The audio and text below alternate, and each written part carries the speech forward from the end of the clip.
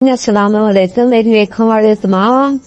ਭੈਣਾਂ ਦੇ ਭਰਾਵੋ ਤੇ ਬੱਚਿਓ ਖੁਸ਼ ਆਮਦੀਦ ਕਰਦੀ ਹਾਂ ਤੁਹਾਨੂੰ ਆਪਣੇ ਚੈਨਲ ਦੇਸੀ ਫੈਮਿਲੀ ਫਲੇਵਰ ਦੇ ਤੇ ਅੱਜ ਆਪਾਂ ਬਣਾਉਣ ਲੱਗੇ ਆ ਲਜ਼ੀਜ਼ਾ ਰਸਮਲਾਈ ਆਂਡਾ ਵਾ ਰਸਮਲਾਈ ਦਾ ਪੈਕਟ ਵਾ ਚੀਨੀ ਆ ਡਰਾਈ ਫਰੂਟ ਵਾ ਤੇ ਆ ਦੁੱਧ ਬਣਨ ਵਾਸਤੇ 1 ਕਿਲੋ 1 ਲੀਟਰ ਦੁੱਧ ਰੱਖਿਆ ਹੈ ਵਾ ਇਹਦੇ ਅੰਦਰ ਨਾਚੀਆਂ ਐਡ ਕਰਨਗੇ ਤੋੜ ਕੇ ਮੂੰਹ ਖੋਲ ਕੇ ਨਾਚੀਆਂ ਦਾ ਤੇ ਹੁਣ ਇੱਧਰ ਕਰਨ ਲੱਗੇ ਆ ਦੀ ਤਿਆਰੀਗਾ ਰਸਮਲਾਈ ਦੀ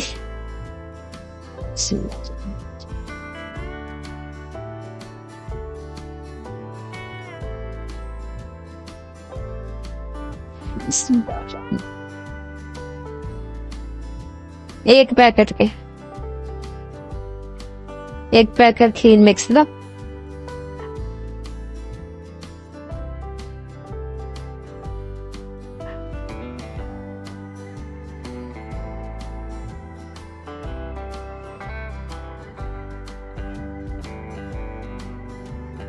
एक पैकेट रसमलाई दा ਇਹਦੇ ਅੰਦਰ ਹੁਣ ਚੱਲੇ 2 ਚਮਚ ਆਇਲ ਦੇ ਕੁਕਿੰਗ ਆਇਲ 2 ਚਮਚ ਐਡ ਕਰਨਗੇ ਕੁਕਿੰਗ ਆਇਲ ਦੇ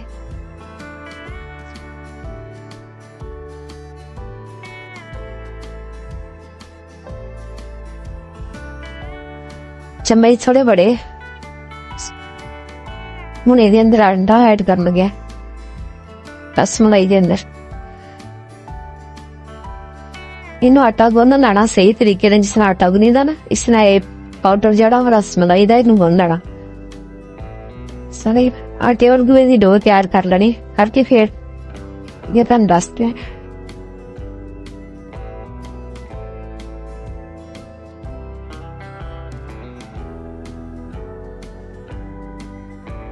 ਇਹਦੇ ਅੰਦਰ ਚੀਨੀ ਐਡ ਕਰਦੇ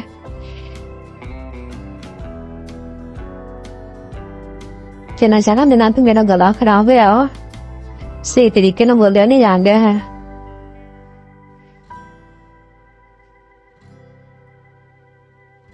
स्पेशल ईद ते बनायो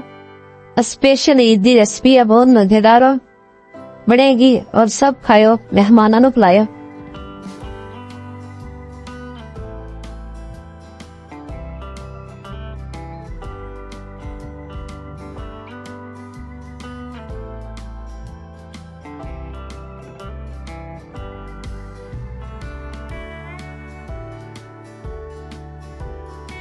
एक मिनट वास्ते नहीं छपदी थोड़ा जरा इस सच तो हो जाए ये ज्यादा नरम हो जाए ना फिर 2 मिनट वास्ते रेस्ट दो क्योंकि खुद ही सख्त हो जाता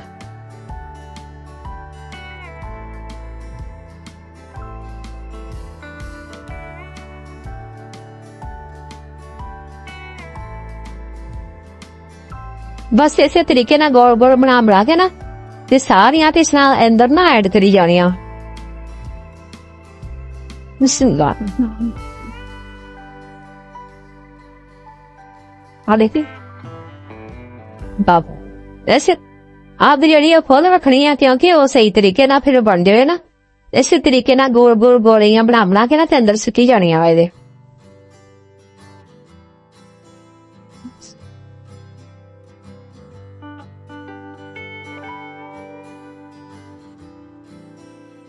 थोड़ा आयल लाई जाए आंडा जरा देख के पायो क्योंकि ज्यादा पतला भी ना हो जाए इस वाले गोल गोल गोलियां बना के ना ज्यादा सख्त करना ना नरम करना इस वाले अंदर ऐड करी जाए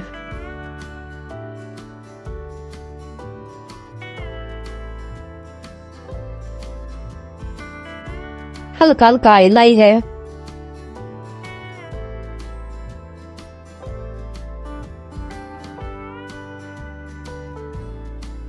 सारी ऐसे तरीके ने बना के अंदर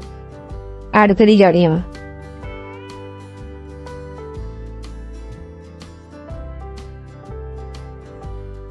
नहीं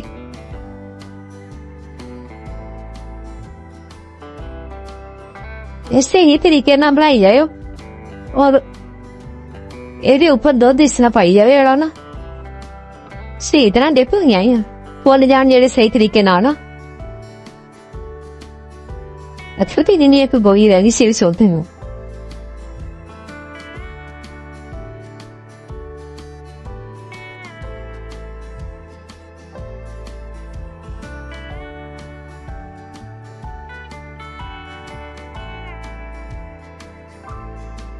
हाँ देखो माशाल्लाह कितनी सोहनियां पुल पुल के ऊपर आन रही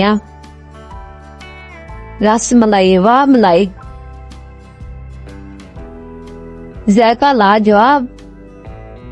खाओगे जरूर ट्राई करियो दुआवां च याद करियो हो गया फुल फुल के देखो तो कितना सोहना रस मलाई दी मलाई बन गई है ना ऊपर देखो दूध दी भी मलाई ते रस दी भी मलाई ते हुण अपने शाउट कर लग गया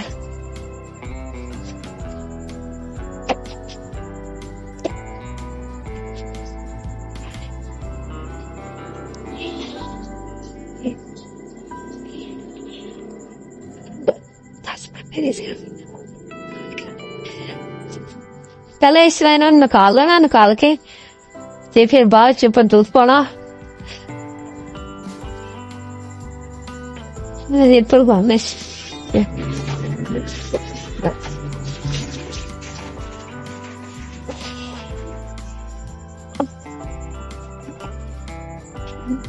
ड्राई फ्रूट जेड़ा भी तुहाडे कोल होएगा वो अपने हिसाब नाल पा लियो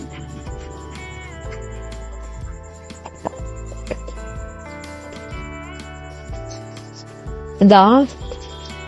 पिस्ते भी पेंदे आ पर पिस्ते नहीं सी इस टाइम दे मैनू मिले किते रख लई दे चीज